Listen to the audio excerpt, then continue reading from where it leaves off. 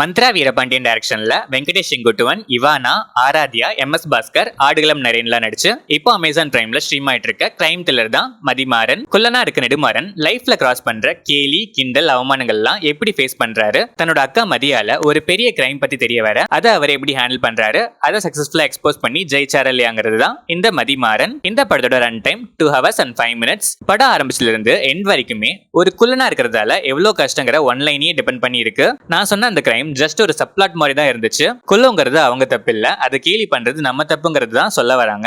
ஆனா அதுல ஒரு சில சீன்ஸ் டயலாக்ஸ்லாம் நல்லா இருந்தாலும் கொடுக்குற பில்டப்ஸும் பஞ்ச் டயலாக்ஸும் கொஞ்சம் ஓவர் டோஸா தான் இருந்துச்சு. டைட்டில்ல அக்கா மதி தம்பி நெடுமாறன் பேரை சேர்த்து மதிமாறன் வச்சாலும் டைட்டில் கொடுத்த இம்பார்ட்டன்ஸை படத்துல அக்கா கேரக்டருக்கு பெருசா கொடுக்கல. நெடுமாறனா வெங்கடேஷ் செங்குட்டுவன் பெர்ஃபார்மன்ஸ் செம. ஃபுல் மூவியே ஷோல்டர்ல தான் இருக்கு. இவானாவோட பெர்ஃபார்மன்ஸுமே நல்லா இருந்துச்சு. ஆனா ரோல் இவங்களுக்கான ரோல் இல்ல.